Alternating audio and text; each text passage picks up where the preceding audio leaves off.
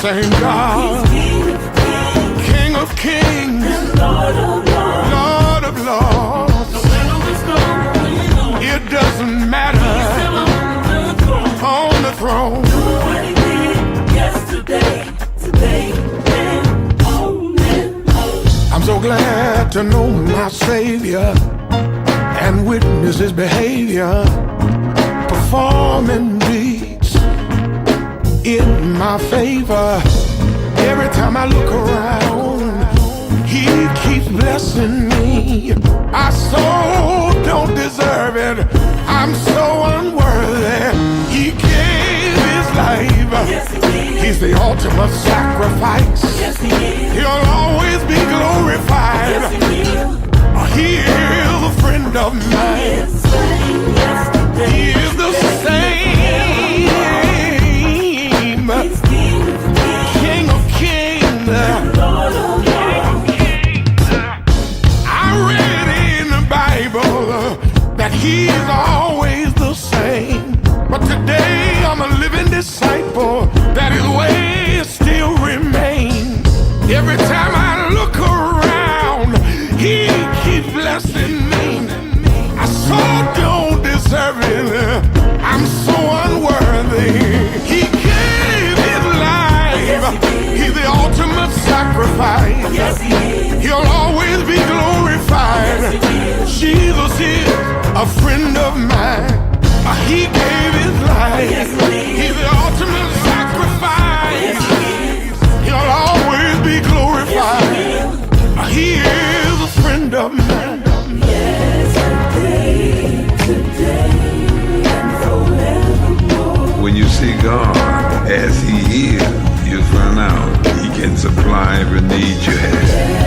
Yesterday, today, and forevermore. God want to be everything that you expect him to be. God of your expectation.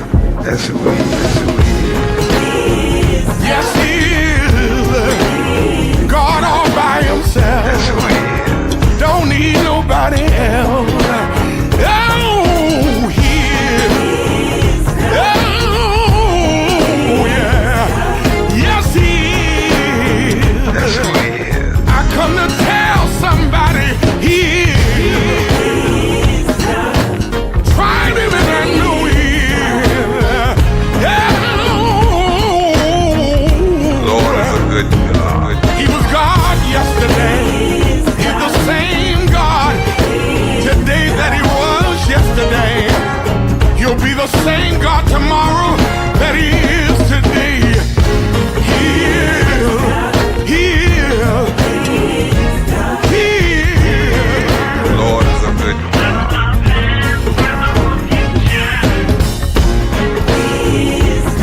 He is. Oh, he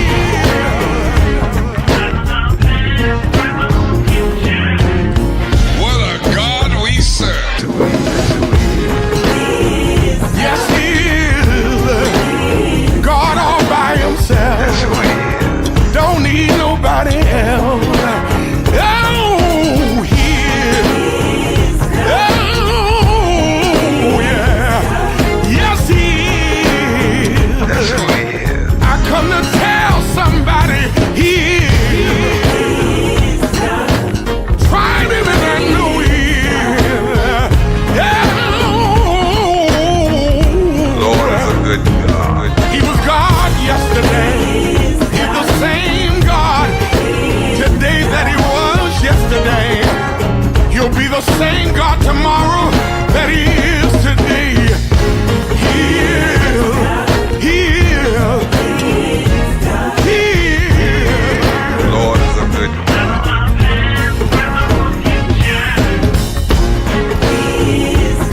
He is. Oh, he is.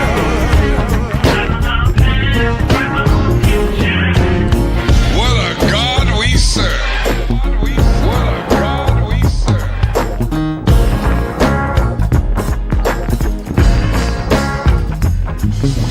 The God of your expectation. What are you expecting out of God? What are you looking for? The only ones that receive from God are those that expect.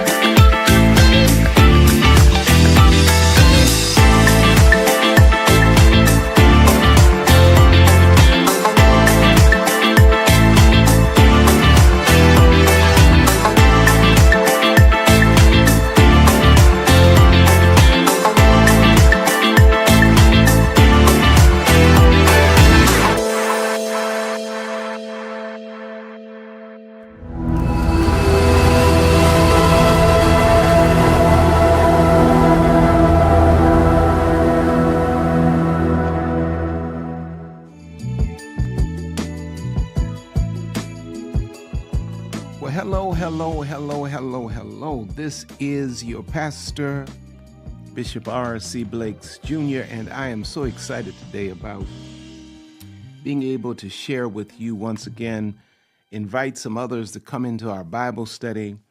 My prayer is, if you're watching this in real time, my prayer is that you have gotten yourselves together and you are prepared to meet us for Pinnacle. Man, it's the gathering, it's the coming together of the family. Yeah, it's the coming together of the New Home family, the FOCFI family in the city of New Orleans at the temple. Everything is going to be done in-house by one of our family members. It's family camp meeting. It's really just about us coming together as a family. You know, the pandemic kind of threw us off for good reason, but now it's time for us to reconvene. And so I'm inviting you. This has been an exceptionally busy year for me. I don't think I've ever had a year as hectic as this one, but this is important. And I want you, all of the family, all of the leaders, all of the members, to meet us for Pinnacle. It's going to be absolutely amazing. Now, today we have a good one today. It's really kind of an odd subject to use as a Bible study. We're talking about loyalty, the attributes of loyalty. Number two, second attribute of loyalty is commitment. So now based on, if commitment is an attribute of loyalty, how many loyal members do we have at New Home Ministries?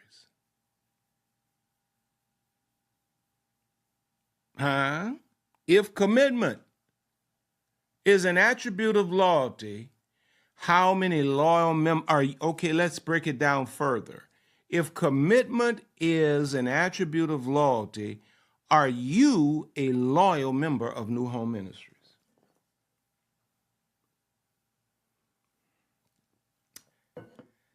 Because loyalty requires a strong commitment to the relationship, the cause, or the organization. See, I'm committed to New Home Ministries. That's why, very few people can tell me anything. I'm committed. I've been here from day one. I grew up in New Home Ministries.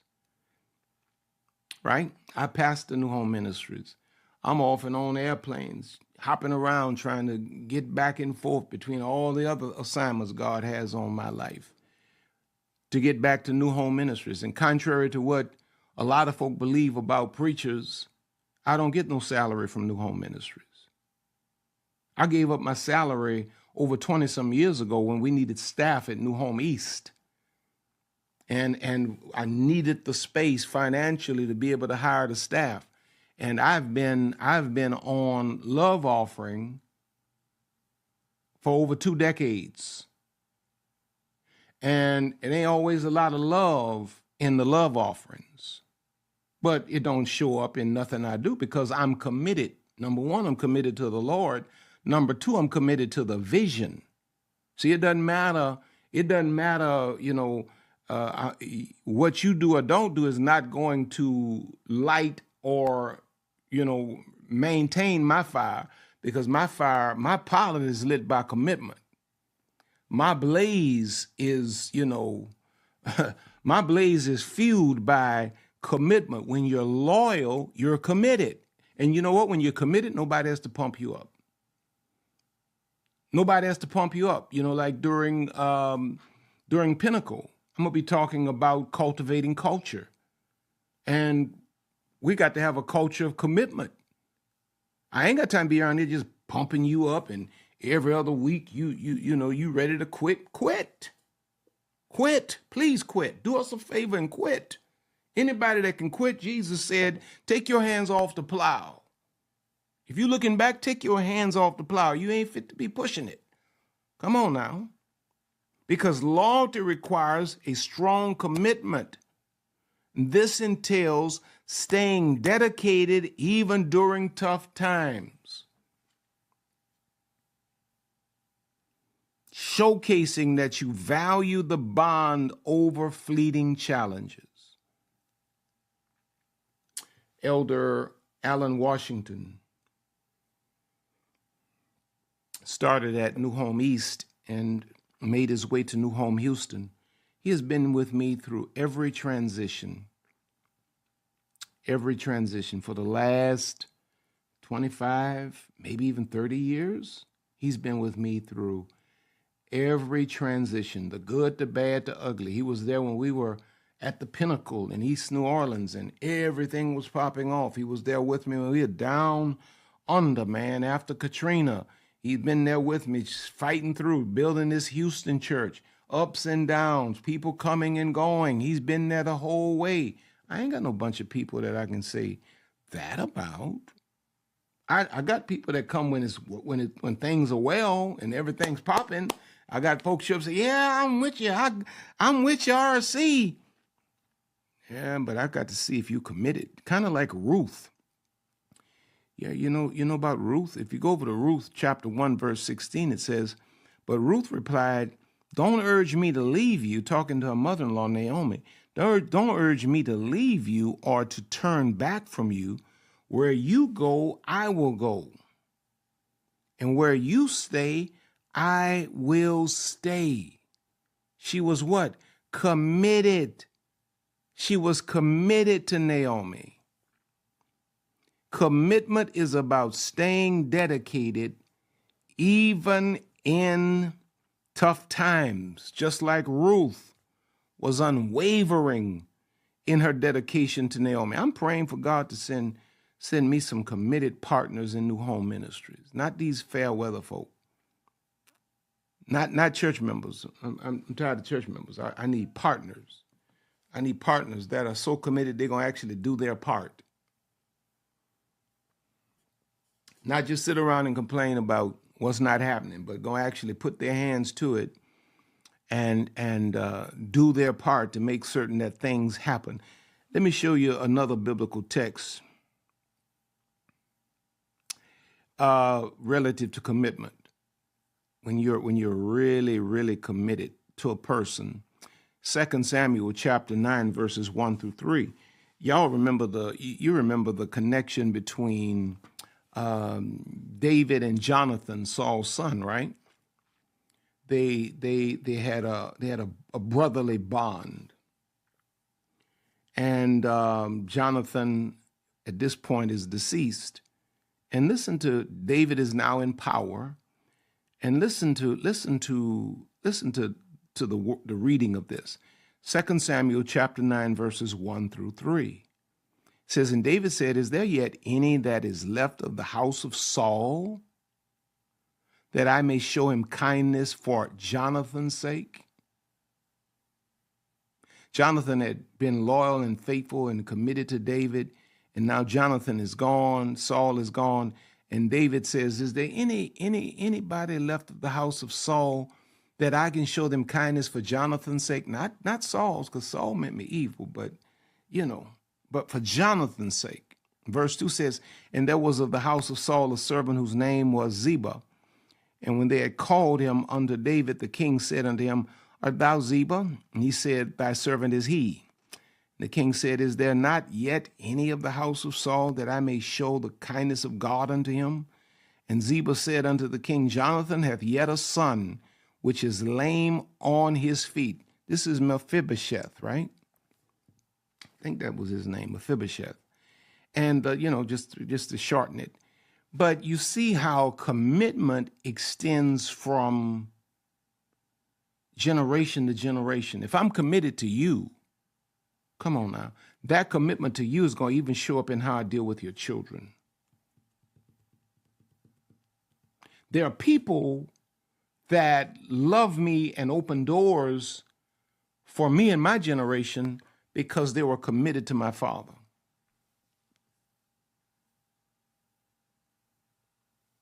I love what Confucius said, hold faithfulness and sincerity as first principles.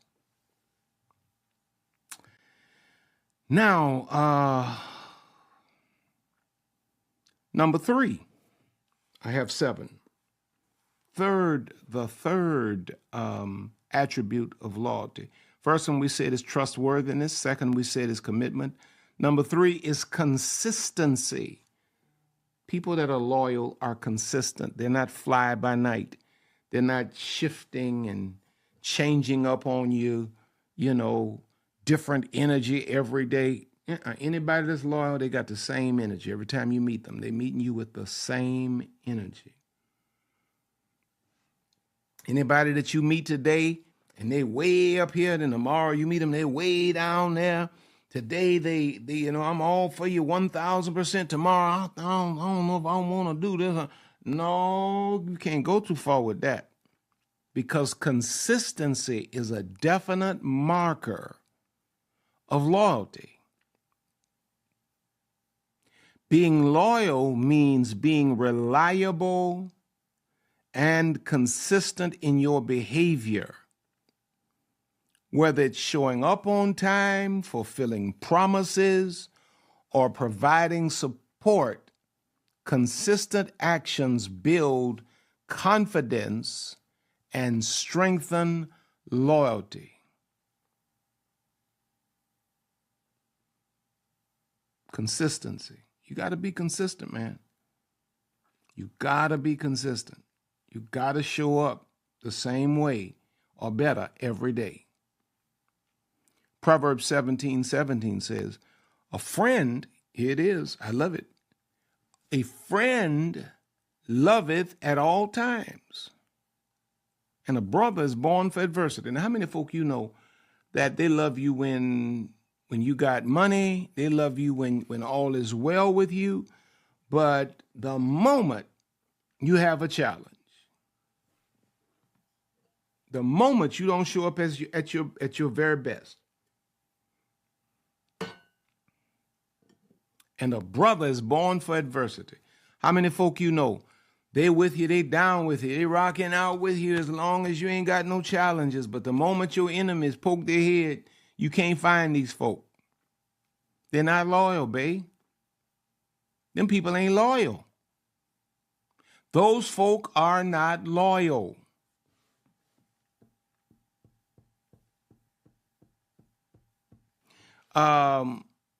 Roy T. Bennett said, consistency is the true foundation of trust.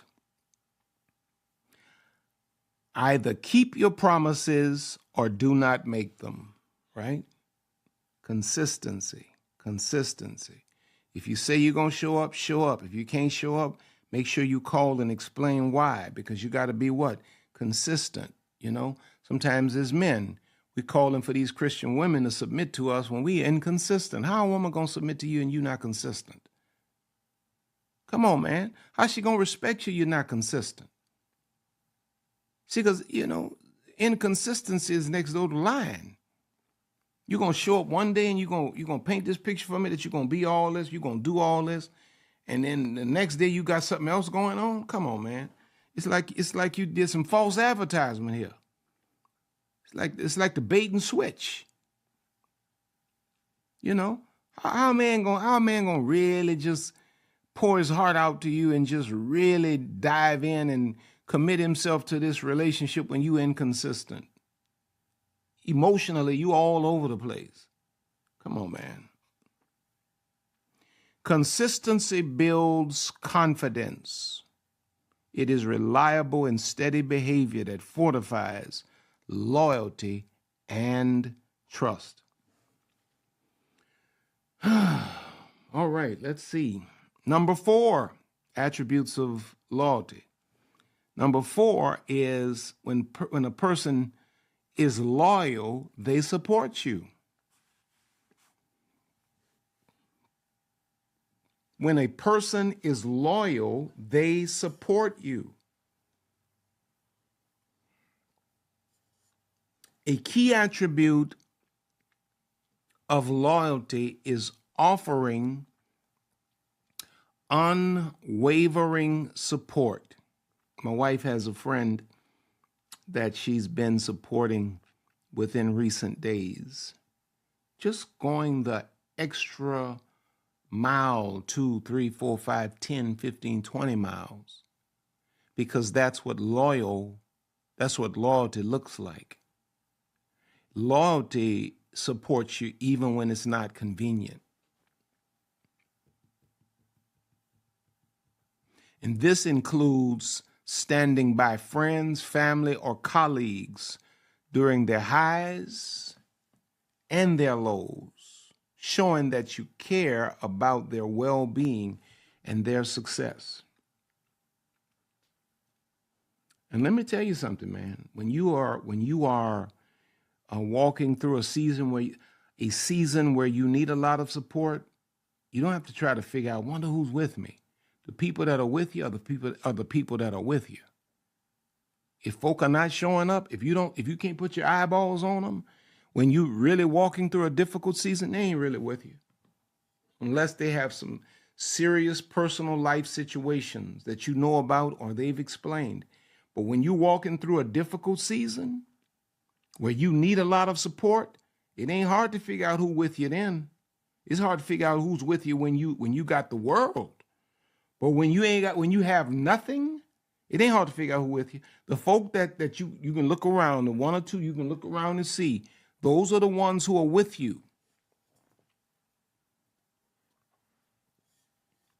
I love what Ecclesiastes 4, 9 and 10 says. 2 are better than 1, because if either of them falls down, one can help the other up, right?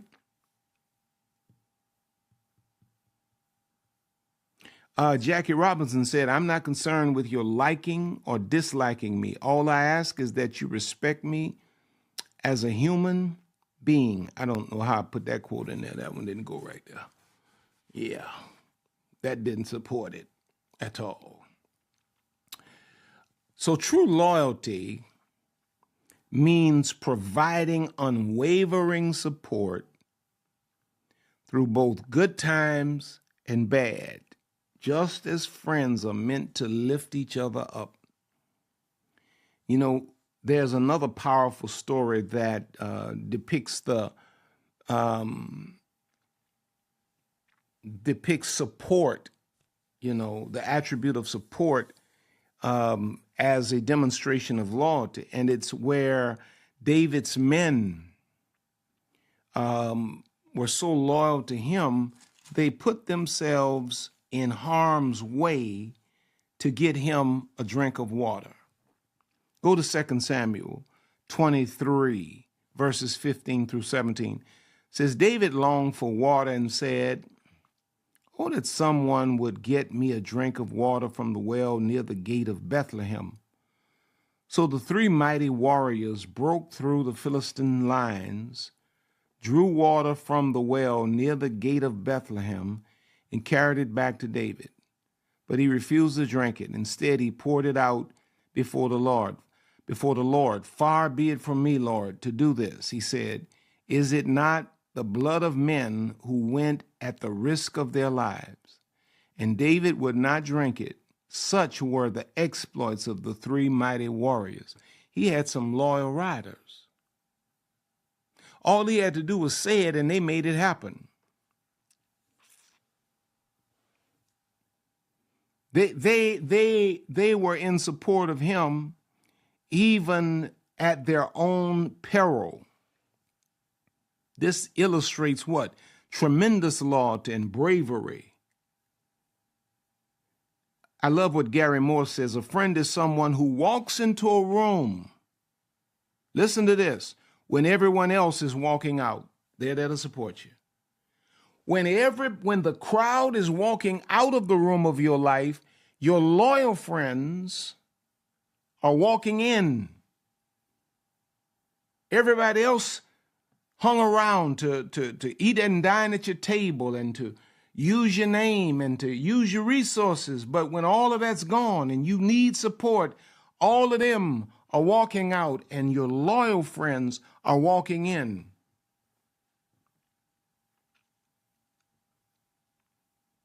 Man, that resonates with me. That resonates with me. That resonates with me. As a leader, that resonates with me.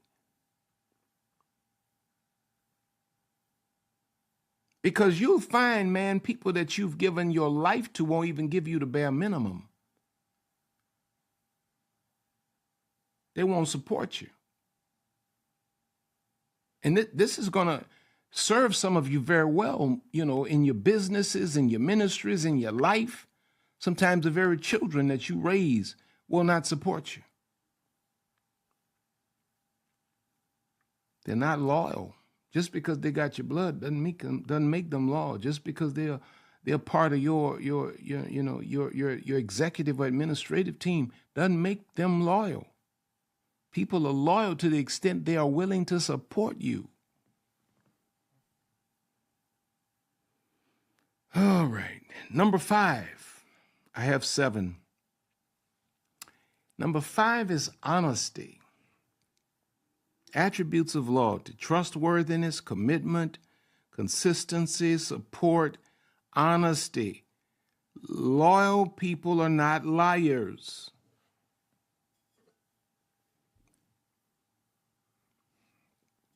Loyalty does not mean blind allegiance. Being loyal also involves being honest, even when the truth is hard to hear. If you're loyal to me, you're going to tell me the truth. Constructive feedback and openness help maintain the integrity of a relationship. Lisa and I were just having a conversation, and I guess I won't give you all of the specifics. I don't need to get in trouble at home tonight. But basically, she was saying to me, I should have told her XYZ, about herself. And I said, well, if I had told you XYZ, you would have, it would have been something to pay around here. And she said, oh yeah, I would have cried a little bit, but you could have told me. I said, okay, well, that's good to know. Because next time I will tell you XYZ, but in most cases, because I want to keep my grits warm, I just try to help you to navigate that. But in general, loyal people are not going to allow you to shipwreck your life. If they're loyal, they're not going to allow you to shipwreck your life without confronting you.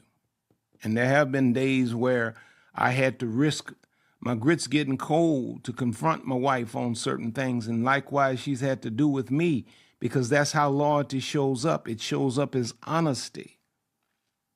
Ephesians 4:25 says, therefore, each of you must put off falsehood and speak truthfully to your neighbor. For we are all members of one body. But put off what? Falsehood, and speak what? Truthfully. Thomas Jefferson said, honesty is the first chapter in the book of wisdom. Be honest.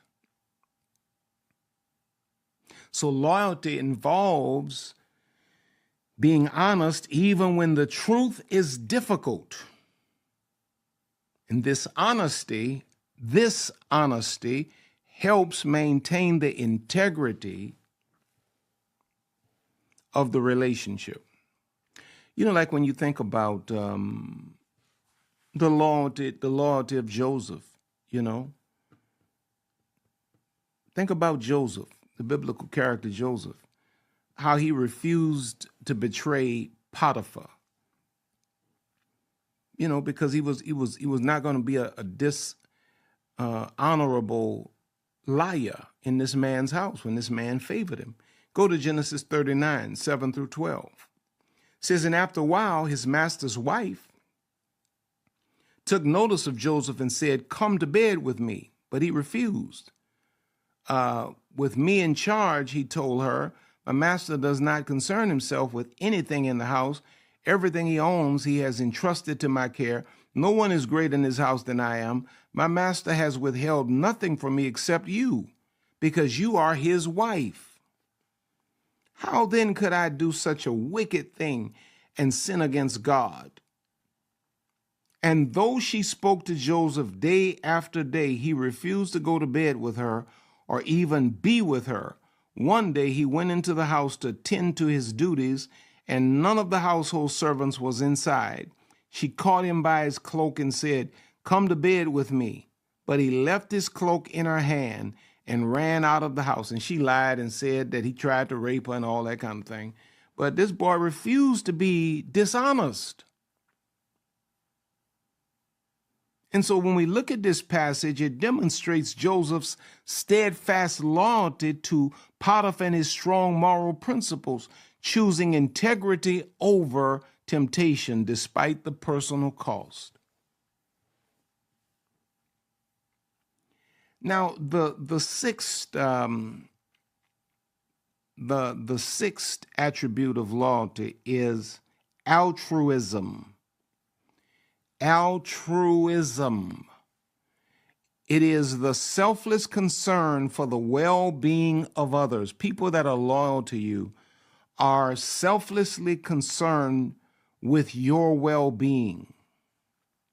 It's often characterized by acts of kindness, generosity, and support without expectation of personal gain or reward.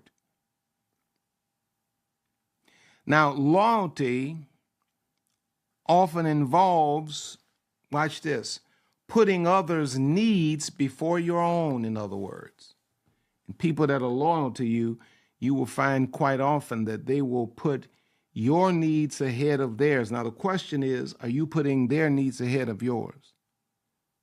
Because that should be a two-way street, right? And this selfless behavior demonstrates that you are willing to make sacrifices for the benefit of those you are loyal to, strengthening the bond of trust.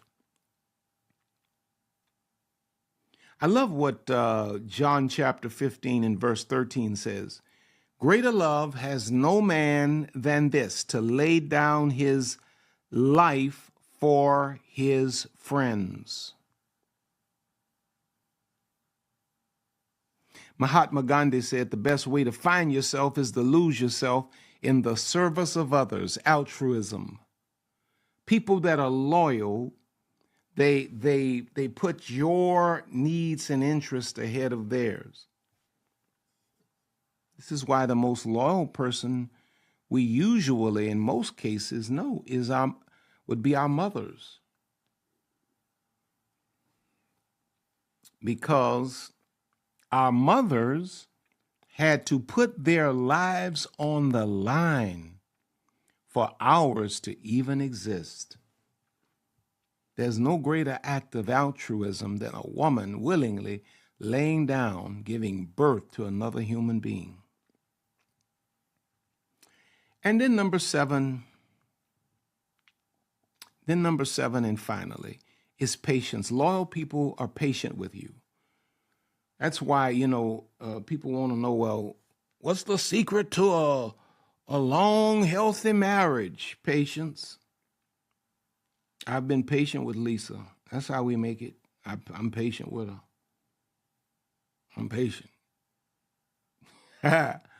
And she's patient with me. That's how we make it. Because loyalty, if you're loyal to me, if I'm loyal to you, we're going to be patient with one another. We're not going to be judgmental of one another. We're not going to write one another off. We're going to patiently wait for the other to grow, to mature, to evolve. Because loyalty requires patience and endurance. Strong, loyal relationships take time to build and may absolutely, positively, probably, definitely face challenges along the way. Showing patience signifies a long-term commitment to the relationship. I love what Galatians 6:9 says. Let us not become weary in doing good, for at the proper time we will reap a harvest if we do not give up. Patience. Joyce Meyer said patience is not simply the ability to wait, it's how we behave while we're waiting. It's waiting with the right heart and spirit. And so patience signifies a long-term commitment to relationships.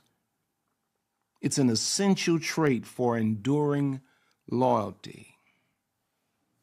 And so my prayer today is that something has been said that has sparked something in you to either know that you're on the right track or to realize that you're way off track, maybe in your marriage or in your relationship or in your parenting or in your being a child towards a parent, your church relationship. Are you loyal? Are you loyal? Are you loyal on your job? My prayer is that something has been said that will stir in you the desire to make adjustments where needed. God bless you. I love you. Now, my prayer is that you've been blessed by the word of God today. And I want you to remember that I need you to register. I need you to make plans to be present for Pinnacle. Man, it's going to be absolutely phenomenal. I'm just really looking forward to coming together with the whole family and being able to speak my heart relative to the vision and where we're going from here and how we're going to get there, and to pour certain principles into you along with other powerful speakers. Every morning, Bishop Sam and the other bishops, along with myself, we're going to be praying for you. It's going every morning, morning glory. It's going to be powerful. Church in the morning, but it's going to be empowerment sessions in the evening. I want you to go to FOCFI.org and register for Pinnacle now. I want you there. Now, as we prepare to honor the Lord with the tithe and with the seed, I want all of you that love God, that really honor God with the tithe, I want you to prepare the Lord's tithe now. And the seed that I'm asking you to sow today is a $56 seed. Utilize one of the digital means of giving that's on the screen to return the tithe and to sow the seed. Sow that into the ministry now. Sow that into New Home Ministries now. If you're anywhere around Houston, Texas, this Sunday morning, I think we're going to do something different this Sunday morning. Lisa and I are going to sit on the stage and we're going to take live questions relative to family, relative to relationships. I want you to be there. If you don't follow New Home Ministries Houston on Facebook, follow New Home Ministries Houston on Facebook, because we may take some questions live off of Facebook, but I'm going to try to see if they can find a way to actually take questions live even from the audience, from your phones digitally. I did this at a sister church recently, and it was so powerful. I want to do it in New Home Ministries all across the board, and I'm testing it out this Sunday morning at New Home Houston. It's going to be live Q&A. Ask the pastor. It's going to be amazing. So I want you at 11 o'clock, 4805 Shermire Road. Don't you dare miss it. But by all means, register for Pinnacle and do it now. Make your way into the house. It's going to be absolutely phenomenal. Now listen, I love you with all of my heart. You're on top and you're going higher. God has more in store for you. So we will see you at the top. God bless you. Until next time. Amen and amen. Wasn't that a powerful word from Bishop R.C. Blakes Jr.? I love it that he gives us these powerful teachings that impacts our life on a daily basis. Well, I know that Bishop has already given you the different ways that you can be a blessing to our church and sow into our ministry. But right now, I want you to think about sowing into the man of God's life. That is definitely good ground. As a matter of fact, why don't you take out your phone and scan that QR code that you see on the screen? You can sow into his Cash App right now. If you don't do that, you can always put in $RobertBLAKESJR. There's other ways of sowing. You have his personal website, Venmo, and Zelle. Sow a seed into the man of God's life. It's good ground.